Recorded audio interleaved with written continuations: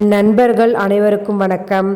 இன்னைக்கு நம்ம வீடியோவில் வங்கிகளில் பணத்தை டெபாசிட் பண்ணுறவங்களுக்கு என முக்கியமான அறிவிப்பு ஒன்று வெளியாகி இருக்கு. வீடியோவை ஸ்கிப் பண்ணாமல் முழுமையாக பாருங்கள். ஃபர்ஸ்ட் டைம் நம்ம சேனலை பார்க்குறவங்க மறக்காமல் லைக் பட்டனை தட்டி விட்டுருங்க. அண்டு நம்ம சேனலை சப்ஸ்கிரைப் பண்ணிக்கோங்க. அப்போ தான் நான் போடுற வீடியோ உடனுக்குடன் உங்களுக்கு நோட்டிஃபிகேஷனாக வரும். வாங்க வீடியோக்குள்ளே போகலாம். உங்கள் சேவிங்ஸ் அக்கௌண்ட்டில் ரூ. 10,00,000 மேல் வைப்பு தொகை வைத்திருந்தால் வருமான வரித்துறைக்கு தெரிவிக்க வேண்டும். 50,000 மேல் டெபாசிட் செய்யும் பொழுது பேன் எண் அவசியம். இல்லையெனில் படிவம் 6061 சமர்ப்பிக்க வேண்டும். சேமிப்பு கணக்கு வட்டிக்கு வரி விதிக்கப்படும். ஆனால் விலக்குகள் உள்ளன. இன்றைய காலத்தில் பலருக்கு சேமிப்பு கணக்குகள் தொடர்பான விதிகள் மற்றும் விதிமுறைகள் பற்றி தெரியாது. இந்திய வரி சட்டங்களின்படி சேமிப்பு கணக்குகள் வங்கிகளால் கட்டுப்படுத்தப்படுகின்றன. ஆனால் ஒரு குறிப்பிட்ட வரம்பிற்கு மேல் உள்ள வைப்பு தொகைகள் வருமான வரித்துறைக்கு தெரிவிக்க வேண்டும்.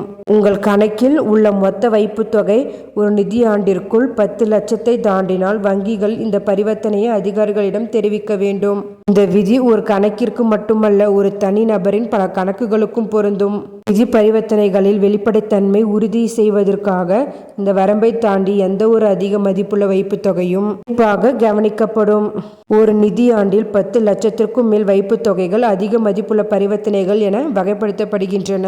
வங்கிகள் வருமான வரித்துறைக்கு அறிவிக்க வேண்டும். கூடுதலாக ஒரு கணக்கு வைத்திருப்பவர் ஒரு நாளில் 50,000 மேல் டெபாசிட் செய்தால் அவர்கள் தங்கள் பேன் எண்ணை வங்கியில் வழங்க வேண்டும். தனிநபரின் நிரந்தர கணக்கு எண் இல்லாத சந்தர்ப்பங்களில் அவர்கள் படிவம் 60 அல்லது 61 நிரப்பி வங்கி அதிகாரியிடம் சமர்ப்பிக்க வேண்டும். சேமிப்பு கணக்குகளில் ஈட்டப்படும் வட்டிக்கு வரி விதிப்பு பொருந்தும். ஒரு நிதியாண்டில் 10,000 மேல் இருந்தால் அது பொருந்தக்கூடிய வருமான வரி அடுக்கு படிவ வரி விதிக்கப்படும்.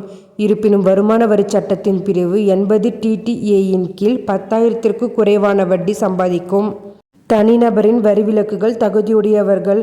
மூத்த குடிமக்களுக்கு 50,000 என்ற அதிக விலக்கு வரம்பு கிடைக்கிறது. இது அவர்களின் வங்கி வட்டி வருமானத்தில் அதிக சேமிப்பு அனுமதிக்கிறது.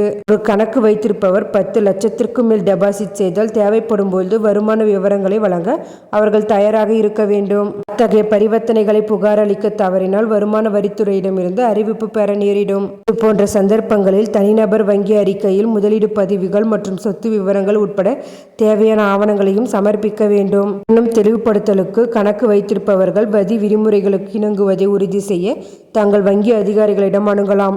மேலும் வருமான வரி சட்டத்தின் பிரிவு 269 ST ஒரே நாளில் 2 லட்சத்திற்கு மேல் பரிவர்த்தனைகளை தடை செய்கிறது. இது கருப்பு பணம் அல்லது வரி ஏய்ப்பை தடுக்க உதவுகிறது. சட்ட சிக்கல்களை தவிர்க்க கணக்கு வைத்திருப்பவர்கள் வைப்பு விதிகள் மற்றும் வரி விதிப்பு கொள்கைகள் பற்றி அறிந்திருப்பது மிகவும் அவசியம். வங்கி பதிவுகளை தொடர்ந்து புதுப்பித்தல் மற்றும் ஈட்டப்பட்ட வட்டிக்கு வரி செலுத்துதல் சீரான நிதி பரிவர்த்தனைகளை உறுதி செய்கிறது. ஒரு வைப்பு தொகை ஒரு நிதியாண்டில் 10 லட்சத்தை தாண்டினால் அடுத்த படிகள் மற்றும் தேவையான ஆவணங்களை புரிந்து கொள்ள முன்கூட்டியே வங்கி அதிகாரியிடம் கலந்தோசிப்பது நல்லது. வரி விதிமுறைகளை பின்பற்றுவதில் முன்முயற்சியுடன் இருப்பது தொந்தரவு இல்லாத வங்கி அனுபவத்தை பராமரிக்க உதவும். இந்த தகவல் மிகவும் பயனுள்ளதாக இருக்கும். மேலும் இதுபோல கவர்மெண்ட் அறிவிப்புகள் அனைத்து உண்மை அறிவிப்புகளும் உடனுக்குடன் தெரிந்து கொள்ள நம்ம சேனலை சப்ஸ்கிரைப் பண்ணிக்கோங்க, ஷேர் பண்ணுங்க.